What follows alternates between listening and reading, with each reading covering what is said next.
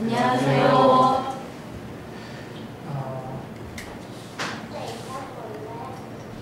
이제 우리 가온교회가 첫 예배를 드린 게 2011년이에요. 첫 예배를 지금 첫 예배에 같이 계신 분들이 여기 계시죠.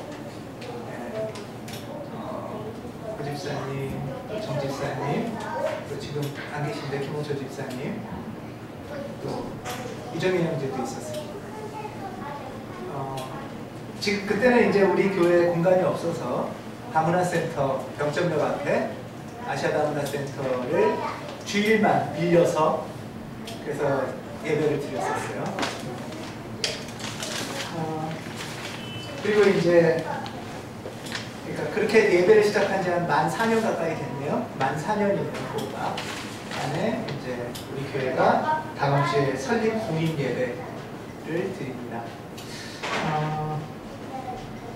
그러니까 뭐 말이 좀 복잡하죠. 뭐 창립도 있고 설립도 있고. 설립 공인 예배는 어떠한 의미냐 하면은 이렇게 생각하시면 될 것 같아요. 우리 가온교회가 이제 공식적으로 기장이라는 교단의 회원교회가 되는 예배다. 이렇게 생각하시면 될 것 같아요. 물론 그전에도 이렇게 관계가 있었지만 이제 공식적으로 한국기독교 장로회의 회원교회로 가온교회가 되는 것입니다. 그게 설립 공인 예배의 의미예요. 그래서 물론 그전에서부터 다 서로 연속성은 있었지만 오늘은 우리가 정식으로 이제 한국기독교 장로회 회원교회가 되는 의미에서 줄여서 이제 기장이라고 부르는데요. 기장이라는 것이 어떤 교단인지를 좀 알아야 어떤 의미가 있고 또 우리 교회가 그냥 다른 교회들하고 아무 상관없이 우리끼리만 모여서 뚝 떨어져서 드리는 예배가 아니고 교회와 교회가 서로 연결되어 있고 또 신앙의 선배가 있고 신앙의 후배들이 있는 그런 연속성상에 우리 교회가 있다는 의미이기도 합니다. 그래서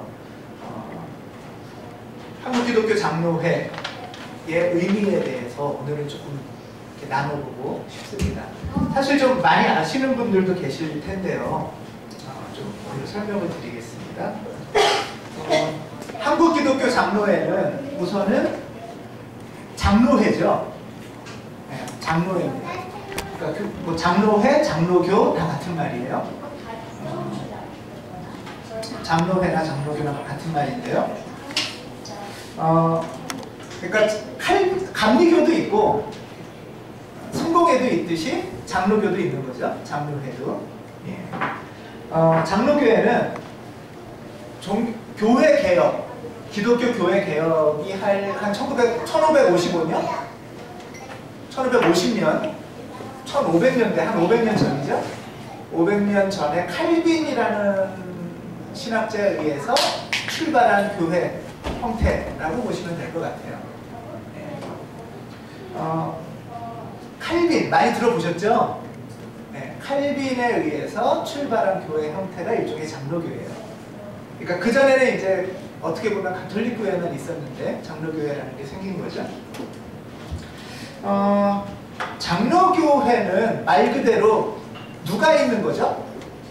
장로가 있는 거죠. 네, 장로가 있어서 장로교회예요. 그러니까 어떻게 되냐면 교회가 이렇게 있으면 옛날에는 그 교회 위에 가톨릭 교회나 감리교회는 교회들이 여러 개가 있어요. 여러 개가 있으면 이 교회 위에 가톨릭에서는 주교라고 부르고 감리교회에서는 감독이라고 부르는 역할의 사람이 이 여러 교회를 이렇게 지도했어요. 지도하고 여기서 이렇게 지도를 했는데 이제는 그렇게 안 하고 조금 더 민주적이 된 거예요. 이 여러 교인들 가운데 대표를 뽑는 거예요. 여러 교인들 가운데 대표, 교회 대표. 이 교회 대표를 뭐라고 부르죠? 이게 장로예요, 장로. 교회의 대표로 장로가 있는 거예요. 장로. 목사도 장로에 포함돼요. 목사도 같은 의미예요. 원래 장로교회에서는. 그래서 이 사람들이 교인들의 뜻을 잘 대의해서, 대의제죠, 그러니까 받아서 여기 지시를 받는 게 아니라 이거는 없어지고요. 장로교는 이렇게 각 교회마다 이 사람들이 더 중요해요. 각 교회마다 위에 지시를 받는 게 아니고 이 사람들이 모여서 회의를 하는 거예요. 회의. 이 회의 이름을 뭐라고 부를까요? 예, 장로회 회니까 장로회죠. 이 회의 이름을 장로회라고 하는 거예요. 예, 장로회 또는 줄여서 노회라고 하는 거예요. 예. 그러니까 위에서 감독이나 지시를 받는 게 아니라 교회가 그렇다고 혼자 따로따로 있는 건 아니고 서로서로 연대하고 협력해야 되니까 각 교회의 대표들이 모여서 하는 회의가 장로회인 거예요. 이게 노회예요. 그러니까 그리고 이제 이 지역마다 노회가 있어요. 경기도에도 노회가 있고, 예를 들면 전라도에도 노회가 있고, 이 노회들이 전체가 모여서 1년에 한 번 하는 회의를 총회라고 해요. 그래서 사실 총회보다 원래대로는 이 각 노회들이 이 개교회와 지교회 또는 이 개교회와 서로 연대하면서 힘을 합치는 거예요. 교회 혼자는 할 수 없는 일이 많잖아요. 그런 걸 이제 연대하고 협력하는 차원에서 노회가 있는 거죠. 그런 면에서는 감독제나 주교제보다는 좀 더 발달한 민주주의 형태라고 할 수 있을 것 같아요. 그렇게 보면은 이제 우리 교회에서는 아직은 장로님은 안 계신 거죠. 그러니까 정식 노회 회원은 아직 없고 제가 이제 노회의 회원이 되는 거예요. 나중에 이제 우리 교회에 장로님이 생기면 장로님도 노회 회원이 되는 거죠. 그래서 이렇게 교회마다 이제 장로가 있는 교회가 장로회인 거예요. 근데 우리나라는 이 이제 미국의 장로회 선교사의 영향을 굉장히 많이 받았어요. 장로교 선교사에 영향을 많이 받아서 장로교회가 굉장히 많죠. 그리고 장로교회만 많은 게 아니라 더 영향을 많이 받아서 외국에는 없는, 예를 들면 감리교회도 우리나라에는 장로님이 계세요. 그리고 순복음교회도 예를 들면 장로님이 계세요. 그거는 이제 사실 장로교회의 영향인 거죠. 네.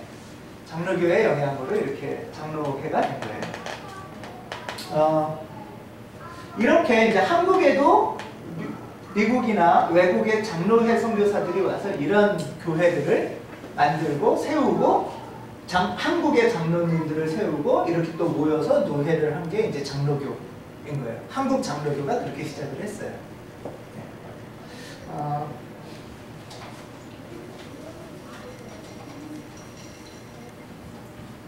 이런 장로교는 한국에서는 1945년 해방될 때까지는 한 교단이었어요.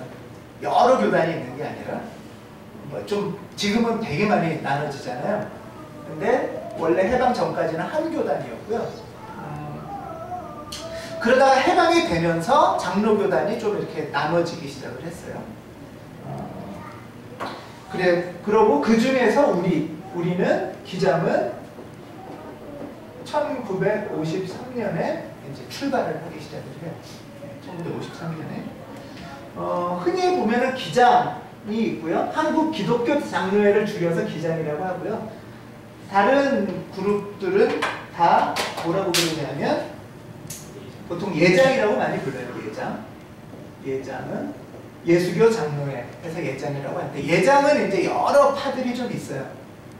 예를 들면 기장은 한신대가 있는 여기가 기장인데요. 예장은 여러 파가 있는데, 예를 들면은 어디 신학교나 대학교 아시는 데 있으세요? 예장? 네, 장신이 대표적인 예장이죠. 장신의 대표적인 교회가 예를 들면 영락교회, 소망교회 이런 데들이 장신 흐름의 교회예요. 또 장신 말고 어디 있죠? 네, 총신이 있죠. 총신도 있어요. 총신의 대표적인 교회는 어디가 있을까요? 충현교회. 대통령들이 한 명씩 나왔죠? 한 분씩 다. 여기 소망교회는 이명박 대통령이 나왔고, 청신교회는 김영삼 대통령이 나왔고, 기독교가 대단해요, 한국에서. 충량교회 또는 뭐 사랑의 교회, 뭐 이런 교회들이 이제 여기 그룹 출신들이에요. 이런 교회들이 쭉 있는 거죠. 또 조금 예장이라고 할 수는 없지만 뭐 고심도 있어요. 근데 대부분은 다 예장이에요. 예장 안에 여러 교단들이 있는 거예요. 그런데 사실 뭐 여기 그룹들도 서로서로에 조금 차이가 있지만 기장하고 다른 장로회, 한국에 있는 다른 장로회 교회는 좀 차이가 좀 많이 나요. 좀 큰 차이가 있어요. 그래서 기장교회를 다닌다 또는 기장의 신앙인이다 하는 거는 몇몇 가지에서 뚜렷한 차이가 좀 있습니다. 이 예장이라는 그룹하고 그 몇 가지 오늘은 좀 차이점을 좀 확인을 해보면 좋을 것 같아요. 제 생각에는 크게는 3개 정도가 있는 것 같아요. 첫 번째는 성서를 읽는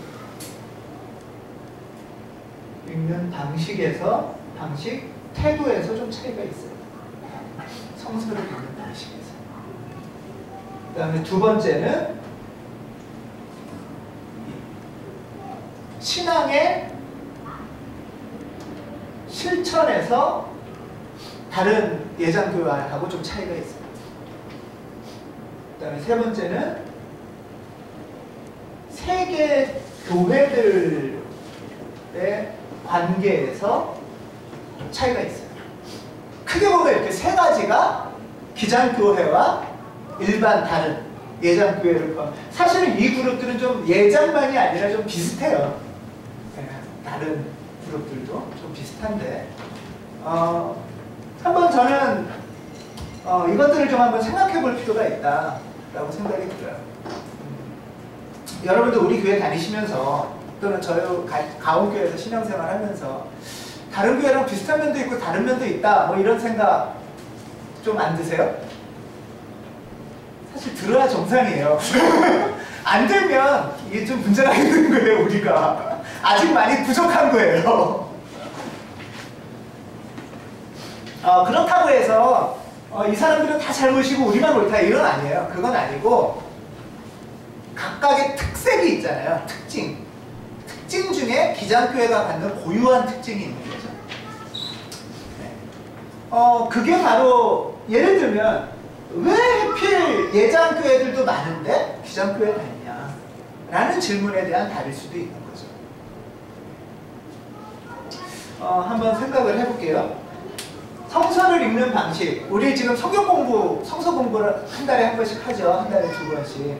지금 성서 공부의 제목이 뭔지 기억나세요? 성서? 네, 울타리를 넘어라고 했어요. 그 어떤 여러 의미가 있겠지만 하나는 성서 울타리를 넘는다는 거는 성서를 읽는 방식이 이전에 어떤 테두리 안에 있었다는 거예요. 어떤 테두리 안에 있었는데 그 테두리 바깥으로 나가는 성서를 읽는 방식에 대해서 우리는 얘기를 하고 있는 거예요. 왜 1953년에 기장이라는 곳이 생겼냐 하는 거는 첫 번째 이유는 성서를 읽는 방식 때문에 생겼어요. 그 전까지는 여기밖에 없었는데요. 그 전까지는 이 그룹에서 성서를 읽는 방식에 대해서 딱 정해져 있었어요. 성경은 이렇게 읽어야 된다 라는 것이 정해져 있었어요. 그런데 기장의 대표적인 김재준이라는 목사님이 외국에서나 이제 성서학을 배우고 와서 세계 신학교들이 읽는 방식을 한국에서도 적용한 거예요. 한국에도 적용하니까 이 사람들이 그건 안 된다 이렇게 했어요. 그렇게는 가르치지 마라 한국에서는. 그렇게 얘기를 하면서 충돌이 나고 여기서 김재준 목사를 그렇게 더 안 가르칠 수 없고 이제부터는 가르치면 안 된다 하면서 파면을 했어요. 목사직을. 1953년에 목사직을 제명을 했을 때 이렇게 하는 방식에 대해서 찬성하는 사람들이 모여서 출발한 게 기장교회예요. 사실. 그래서 기장교회라면은 성경을 잘 읽어야 돼요. 성경을 무시하거나 안 읽는 게 아니라 성경을 굉장히 잘 읽어야 돼요. 성경을 어떻게 읽냐 하면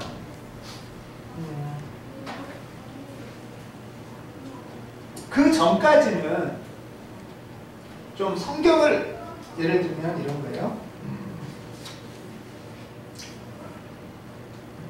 혹시 그 축자 영감설과 말이 좀 어려워요. 성서 무오설 이런 말 들어보셨어요? 네. 그 전까지 여기서 가르치는 성경은 이런 거였어요. 이거는 사실 미국에서 나온 태도인데요. 미국에서 나온 1910년대에 또 1910년대 정도부터 나온 미국 근본주의 신학자들의 성경 이해예요. 이게 뭐 기독교에서 아주 오래된 성경 이해는 아니고요. 1900년대, 1910년대 정도부터 근본주의라는 그룹이 이때 나와요. 1910년대 정도에. 이건 뭐냐면요. 말이 어렵죠. 축자 영감설이라는 건 뭐냐면 성경의 글자 하나하나를 하나님이 다 불러줬다. 그런 거예요. 성경 글자 하나하나를 하나님이 다 불러줬다. 그러니까 성경 저자는 기술을 하는 사람은 어떻게 하는 거죠? 불러주시는 대로 그냥 무조건 받아 적었다 라는 의미가 좀 강해요. 그러니까 성경의 글자는 한 글자 한 글자 전부 다 틀릴 수가 없다. 무오, 오류가 없다. 이런 의미예요. 사실 어떻게 보면은 일리가 있잖아요. 그쵸? 성경이 성령님으로 감동받아서 적혀졌고 틀림이 없다. 이거는 일리가 있는 말이에요. 일리가 있는 말인데 왜 문제가 됐냐면은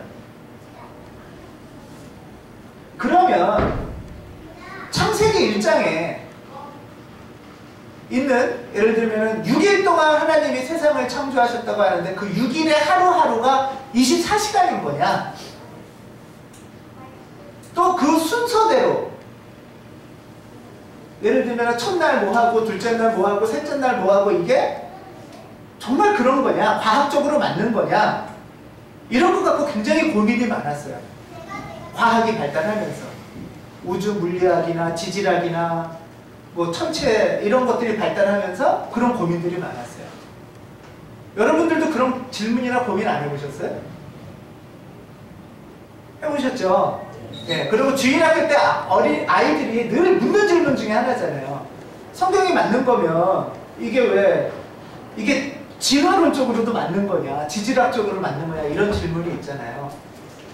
그런 충돌이 많이 있을 때, 그 충돌이 있을 때가 1900년도 초반에 미국에서 있었어요. 1900년도 초반에. 사실은 유럽은 그 전에 1800년대에 이미 어느 정도 정리가 됐어요. 근데 미국은 신학이 되게 늦었었거든요, 발달이. 그러다가 급작스럽게 이 문제가 이제 들어온 거죠, 미국에서. 그래서 1910년경부터 이런 충돌이 있었어요.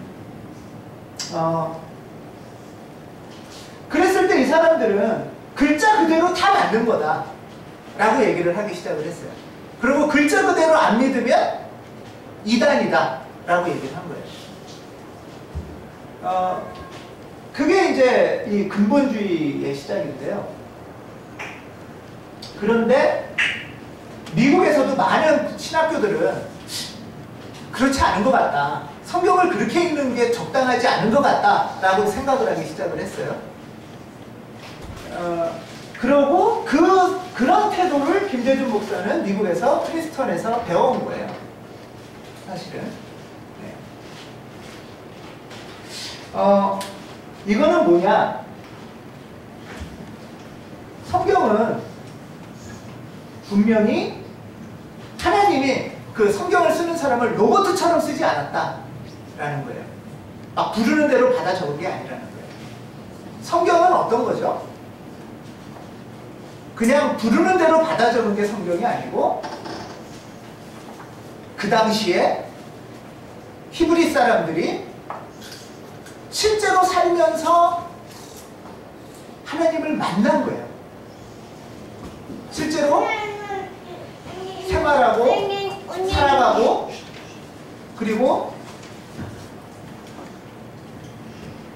나라를 일궈가면서 만났던 하나님을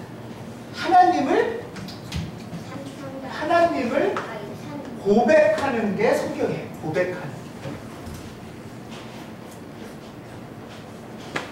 하나님을 고백하는 게 성경이라고 해요. 자, 그러면 우리는 성경을 통해서 과학적 진리를 배우는 건가요? 그게 아니죠.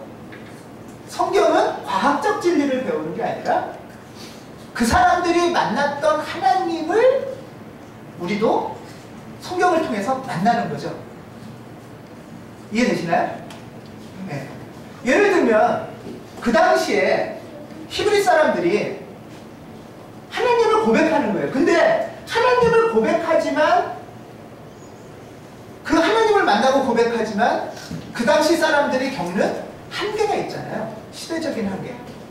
예를 들면 그 사람들이 하나님을 만났다고 해도, 예를 들면 우리가 하나님을 만난다고 해도 우리가 어떤 잘못, 예를 들면 이런 거예요. 성차별 이런 거는 성경, 그 사람들의 한계가 있어요. 성경 속에 또 시대적인 한계가 있다는 거예요. 시대적인 한계. 이 자세한 것들을 사실 이제 우리가 성서 공부를 통해서 배우는 건데요. 옛날 사람들은 하늘이 있고 하늘 위에 궁창이 있고 그 위에 뭐가 있다고 생각했어요? 물이 있다고 생각했죠. 그게 성경에 나오죠? 예. 그게 과학적으로 맞아요? 틀려요? 예. 그러면 성경이 다 틀린 건가요? 그렇지 않다는 거예요. 과학적인 시대적인 한계나 이런 거는 분명히 있지만 중요한 건 뭐냐 하면 성경 속에서 만나는 하나님을 만나는 거예요. 하나님. 무조건 그런 것까지 다 옳다 라고 성경을 읽으면 안 된다는 거예요. 그런 실수도 있고 오류도 있고 한계도 있지만 그럼에도 불구하고 그 부족한 가운데서 성경 속에서 만나는 하나님이 있다. 예를 들면 이런 거죠. 우리 교회로 쳐볼게요. 여러분들 교회는 거룩한 곳이에요? 죄된 곳이에요? 거룩한 곳이지만 우리가 온전히 거룩한가요? 잘못이 없나요? 잘못이 있죠? 그거예요. 우리는 실수도 있고 오류도 있고 한계도 있어요. 우리가 하는 고백 속에도. 그쵸? 그렇지만 그럼에도 불구하고 우리는 하나님을 만나고 하나님을 우리한테 드러내시고 은총을 베푸시는 거죠. 그래서 교회는 실수도 있고 오류도 있고 한계도 있지만 성령이 이끄시는 거룩한 곳이라고 고백을 하는 거죠. 그게 우리가 생각하는 성서고예요. 사람의 부족함이나 한계와 죄가 있지만 그것을 뚫고 베푸시는 하나님의 은혜가 성경 속에 있다는 거예요.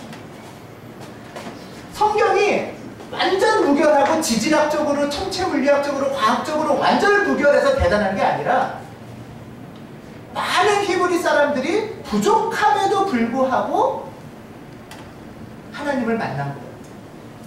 그리고 그 하나님을 만난 거를 성경 속에서 고백하는 거고요. 우리는 그 부족함 속에서 하나님의 자비를 성경을 통해서 또 만나는 거예요. 어렵죠? 사실은. 이 설명보다 훨씬 어려워요. 이 설명은 글자 하나하나가 다 맞으니까 무조건 믿으세요 하면 돼요. 그쵸? 그런 면에서 우리는 성경을 훨씬 더 진지하게 읽어야 돼요. 성경 속에서 그러려면 시대적 한계를 알려면 성경을 배우는 지식이 있어야 돼요. 지식이 있어야 되고 당시 역사적으로나 인류학적으로나 문화적으로나 공부가 있어야 돼요. 그런데 한편으로는 이 공부만 한다고 해서 성경이 되는 건 아니죠. 이런 공부를 뚫고 나오는 하나님을 만나요.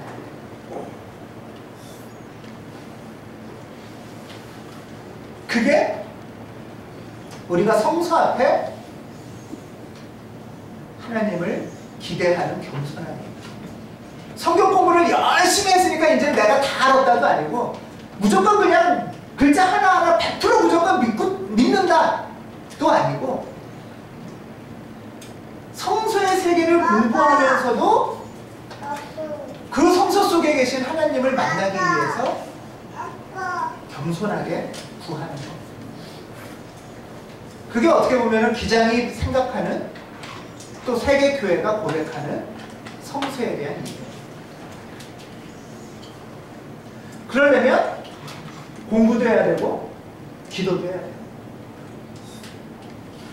그게 성서를 우리가 만날 수 있는 방법이라는 거죠. 성서를 통해서 하나님을 만날 수 있는 방법이라는 거죠. 좀 어렵죠? 예. 우리는 그런 면에서 기장교회다 하면은 성서에 대해서 진지하게 공부해야 돼요. 그리고 겸손하게 기도해야 돼요. 계속. 그럴 때에만 인간, 히브리 사람들 또는 초대교회 사람들의 오류나 한계에도 불구하고 하나님이 베푸시는 은혜를 우리도 만날 수 있는 거예요. 우리가 거룩해서 만나는 게 아니에요. 이런 성서에 대한 지혜가 기장교회 안에 있고 이것이 사실 기장교회가 출발하는 첫 번째 이유예요.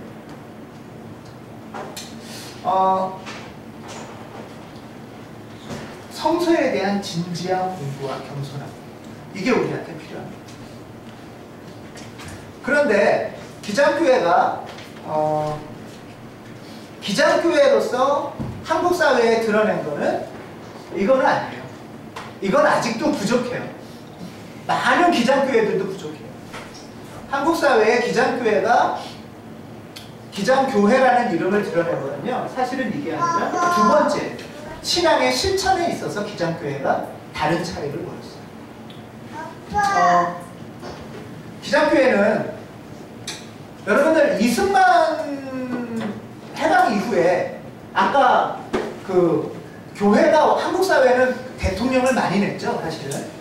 아까 소망교회도 냈고 충영교회도 대통령을 냈듯이 이승만 대통령도 교회에서 냈어요. 이승만 대통령을 지지한 그룹은 두 교회였어요.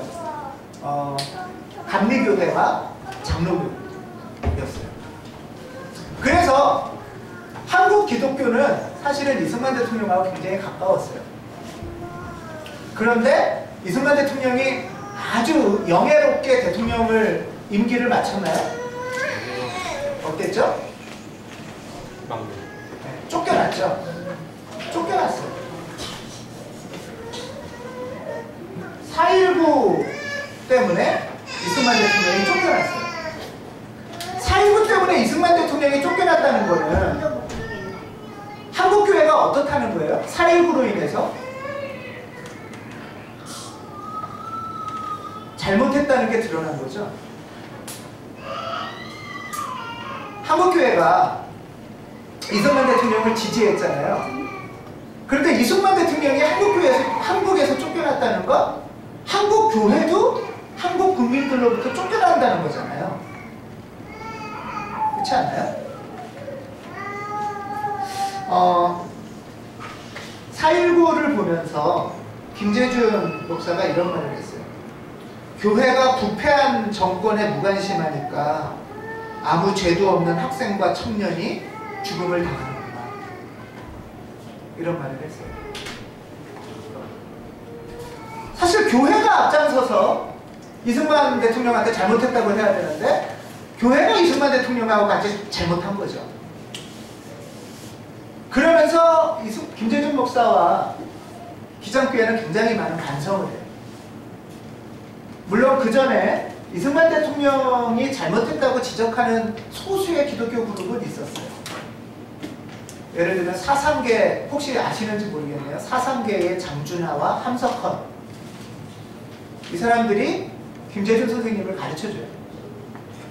그리고 이때부터 김재준과 한신 기장이죠. 기장은 이승만 대통령 때 한국교회가 잘못한 걸 박정희 대통령 때 또 잘못할 수는 없다 라고 반성하면서 사회, 신앙의 실천을 사회적으로 하기 시작해요. 혹시 이 이름을 아시는지 모르겠어요. 문익환 문동환 아시나요? 네, 문익환 문동환 목사님이 예를 들면 70년대의 중심 인물 중에 한 명이셨어요. 그러니까 박정희 정권 시대에 민주화 운동의 중심에 사실은 기장과 한신이 있다고 볼 수가 있죠. 또 하나는 신앙의 실천에는 어떤 이런 민주화 운동만이 아니고요. 굉장히 이것만이 아니라 굉장히 중요한 건 뭐냐면 가난한 사람들의 교회를 우리나라에서 시작한 게 기장이라고 생각하시면 돼요.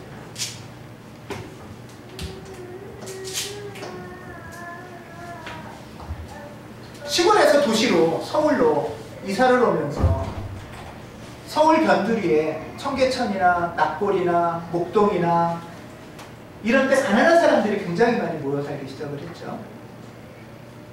이런 가난한 사람들이 모여 살 때 이 사람들에게 전도지를 주면서 우리 교회로 와라가 아니고 이 가난한 동네에 교회를 짓고 이 사람들하고 같이 살기 시작한 교회, 소위 말해서 뭐라고 부르냐면요, 민중교회라고 불러요. 민중교회. 가난한 사람들하고 교회가 같이 살기 시작해야 된다라고 하기 시작한 거는 저는 기장교회가 거의 교단적인 입장에서는 거의 최초라는 생각을 해요. 그래서 청계천이나 낙골이나 성남이나 이런데 쫓겨난 사람들하고 같이 사는 교회가 있기 시작을 했어요. 이게 요즘은 이제 기장만이 아니라 이런 어떤 민주화 운동이나 또 똑바로 정치를 해라 이런 말이나 또는 가난한 사람들하고 하는 교회들이 지금 우리나라에는 이제 많이 좀 생겼죠. 이 정신과 출발이 기장교회 가운데 있어요.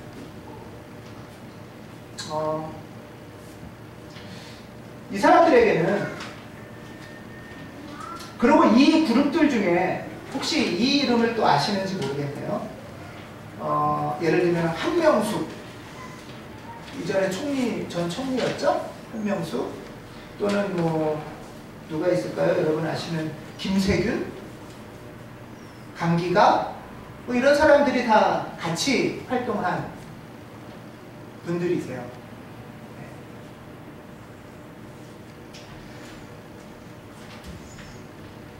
이제 이런 흐름 가운데 민중신학이라는 것도 나오죠. 기장교회에서.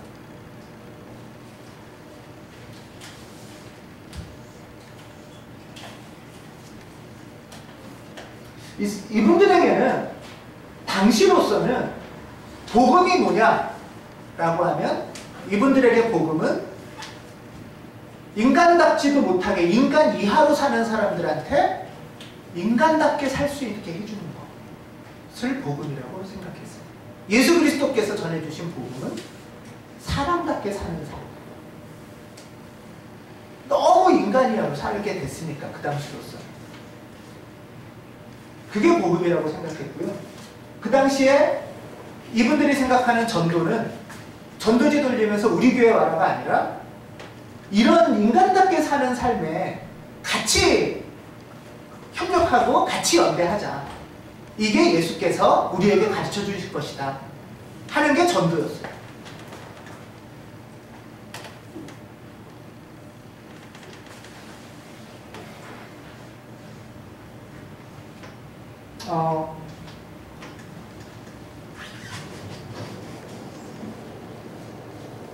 그리고 이 세 번째가 세계교회와의 관계인데요. 이것을 한국에서 아주 특이한 기장이라는 조그만 그룹이 있냐 하면은 그렇지 않고요. 세계적으로 보면 당시에 오히려 근본주의 그룹이 굉장히 소수였어요. 한국에서 굉장히 크게 힘을 얻었지만 이런 성경을 읽는 방식의 기장만이 아니라 세계 신학교들이나 세계 교회들이 굉장히 당연하게 받아들이는 거였고요. 또 하나는 이런 운동, 민주화 운동을 하거나 민중교회 운동을 하거나 민중신학을 공부하거나 이런 것들에 있어서 세계교회들이 지원을 굉장히 많이 해줬어요. 예를 들면 물질적인 지원도 굉장히 많이 해줬어요. 후원도 많이 해줘. 그래서 이게 우리만의 아주 특이하고 이상한 방식이 아니라 오히려 세계교회와 서로 연대하면서 이런 일들을 했다. 라는 게 사실 70년대 또 80년대 기장의 흐름이라고 저는 생각을 해요.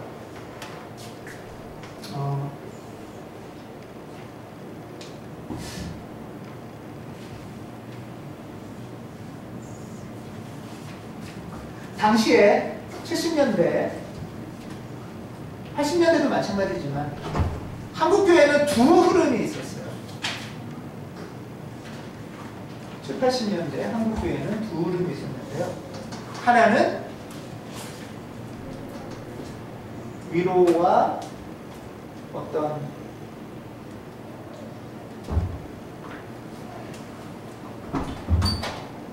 이렇게 얘기할게요. 그냥 순복음교회 그룹이 있었고요. 기장교회 같은 그룹이 있었어요. 순복음교회는 어떤 역할을 했을까요? 아는 사람들한테.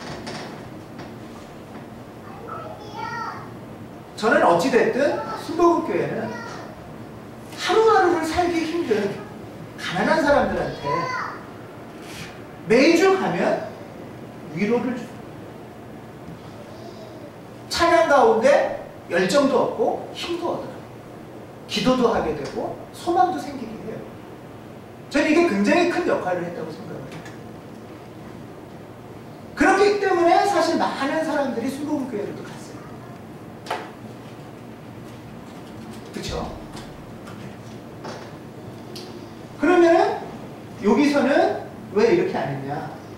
여기서는 근데 위로도 주고 열정도 주고 이거는 굉장히 좋은데 이렇게 매주 가서 이렇게 반복적으로 이걸 한다고 해서 근원적인 문제는 해결이 안 된다는 거예요.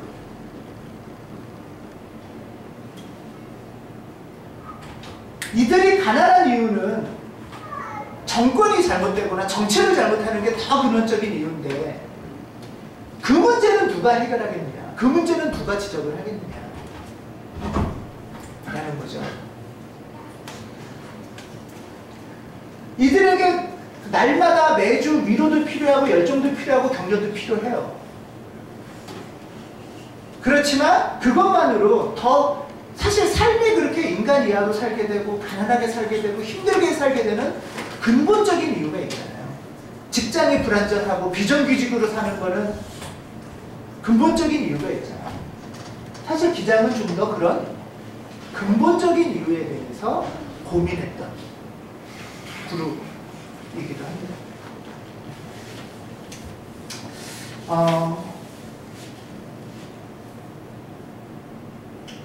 그래서 누구 선배들은 이렇게도 얘기를 했어요. 어떤 분은 우리 그 기장교단의 마크가 있어요. 기장교단의 마크가 어떻게 생겼는지 혹시 기억나세요? 주보 앞에 있어요. 여기 가온교회 앞에요.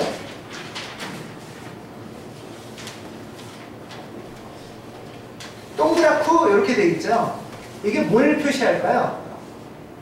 일단 색깔은 흑백으로 나중에 여기서 보세요. 여기 그려져 있는데 칼라는 흑백으로 일단 보세요. 모양을.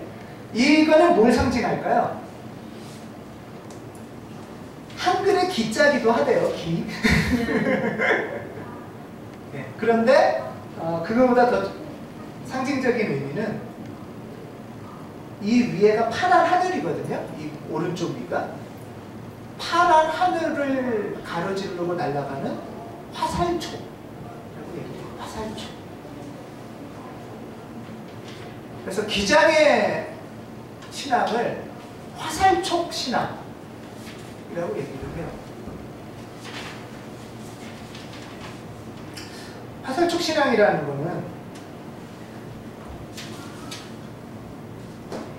하나님의 부르심에 가장 먼저 응답하는 신앙이라고 얘기를 해요. 하나님의 부르심에 가장 귀가 먼저 열려있고 하나님의 부르심에 가장 먼저 달려나가는 신앙. 이 화살촉 신앙입니다. 또 하나님이 기대하시는 바대로 우리 삶 가운데서 하나님의 신앙을 가장 먼저 실천하는 신앙. 이 기장신앙이라고 해요. 옛날에는 1950년대, 60년대, 70년대는 기장만 사실을 이렇게 했어요. 그런데 20, 30년, 30, 40년이 지나서 사실 이제 한국교회에서 기장만이 아니라 많은 교회들이 이렇게 하는 것들이 당연하다고 생각하기 시작을 해요. 옛날에는 세계교회와의 연대 이런 거 반대했거든요. 그런데 지금은 WCC나 이런 데 한국교회에도 많은 교회들이 참여하고 있어요. 예를 들면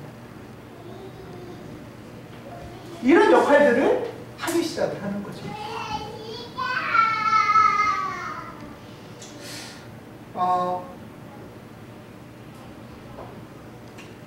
저는 우리 교회가 기장의 선배들, 우리 한국교회에서 화살촉 신앙을 가졌던 선배들의 신앙을 존중하고 품으면서 배워나가는 것이 우리에게 필요하지 않나. 저는 이런 생각을 해봅니다.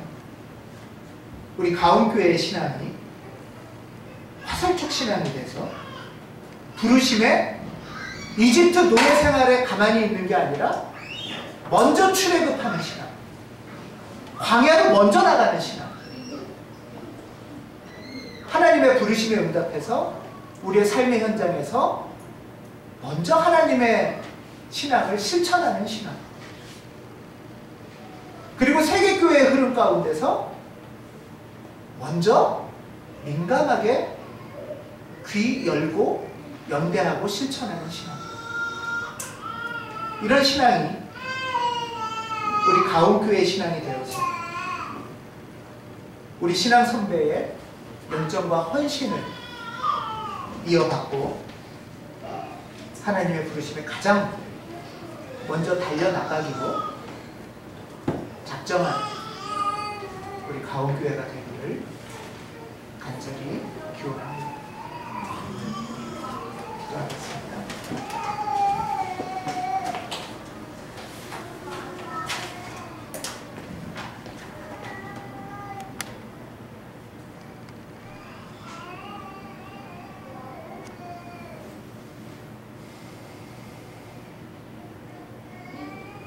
우리를 부르신 하나님,